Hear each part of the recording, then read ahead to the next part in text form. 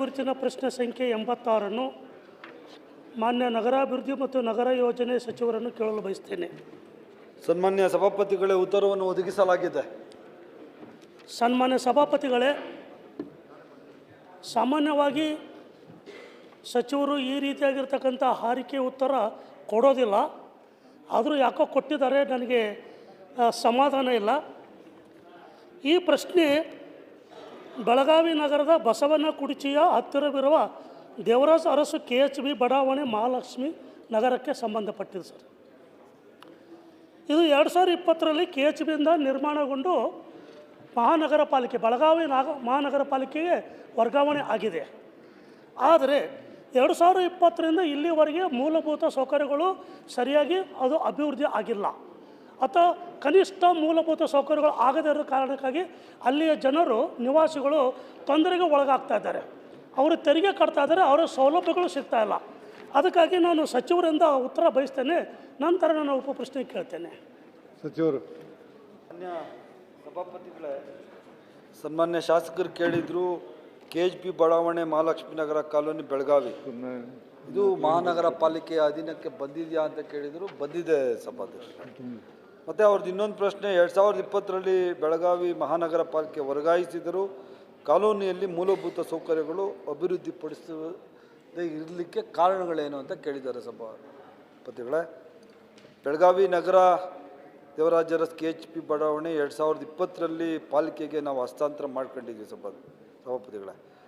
ಆ ಸಮಯದಲ್ಲಿ ಬಡಾವಣೆಯಲ್ಲಿ ಎಲ್ಲ ಮೂಲಭೂತ ಸೌಕರ್ಯಗಳು ಇದ್ದು ಅಂತ ನೋಡಿನೇ ನಾವು ಇದನ್ನು ಹಸ್ತಾಂತರ ಮಾಡ್ಕೊಂಡಿದ್ದು ಸಭಾಪತಿಗಳು. ಆವಾಗಿತ್ತು ಸಭಾಪತಿಗಳೇ.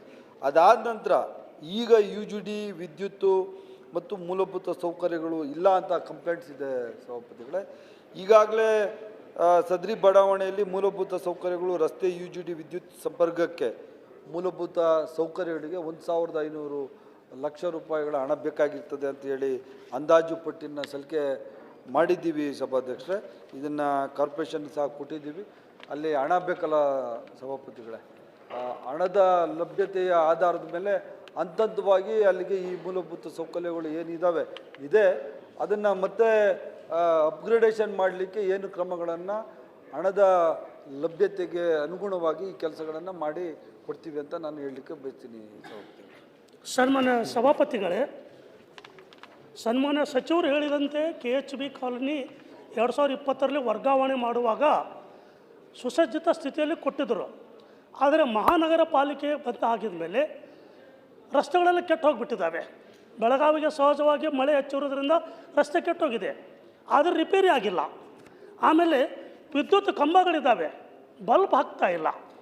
ಆಮೇಲೆ UGD ಅಲ್ಲಿ ಈಗಾಗಲೇ ಇರ್ತಕ್ಕಂಥ ಚರಂಡಿಗಳಲ್ಲಿ ಕಸ ಕಡ್ಡಿ ಎಲ್ಲ ತುಂಬಿಕೊಂಡು ನೀರು ಹರಿದು ಹೋಗ್ತಾ ಇಲ್ಲ. ಮಳೆ ಬಂದಾಗ ಎಲ್ಲ ಅಲ್ಲಿ ಗಟಾರ್ ತುಂಬಿ ಬಿಡ್ತವೆ. ಅದೇ ರೀತಿಯಾಗಿ LNT ಇದರಿಂದ ನೀರು ಬೆಳಗಾವಿಗೆ ಸಕ್ಸಸ್ಫುಲ್ ಆಗಿ ನೀರು ಪೂರೈಕೆ ಆಗ್ತಾಯಿದೆ, ಆದರೆ ಈ ಏರಿಕೆ ಬರ್ತಾ ಇಲ್ಲ.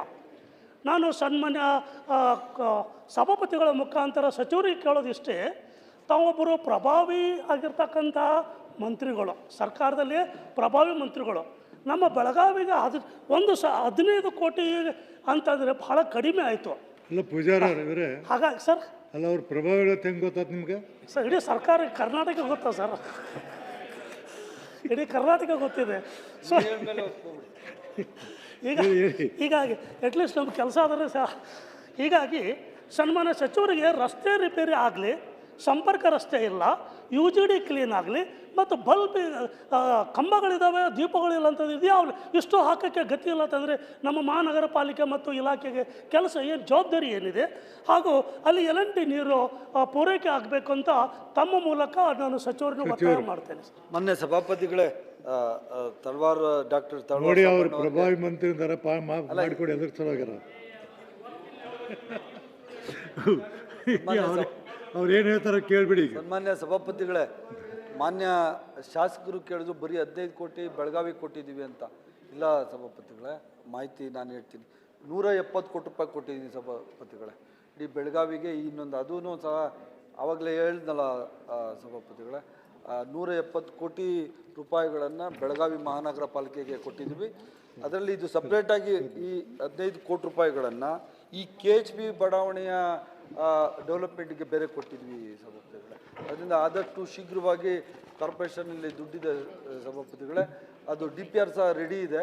ಅದನ್ನು ನಾನು ಮಾತನಾಡಿ ಸೆಕ್ರೆಟರಿ ಅವ್ರ ಹತ್ರ ಕೂಡಲೇ ಕಾಮಗಾರಿಗಳನ್ನ ತೆಗೆದುಕೊಂಡು ಅಲ್ಲಿ ಜನಗಳಿಗೆ ಅನುಕೂಲ ಮಾಡುವಂಥ ಕೆಲಸವನ್ನು ಮಾಡ್ತೇನೆ ಸಭಾಪತಿ.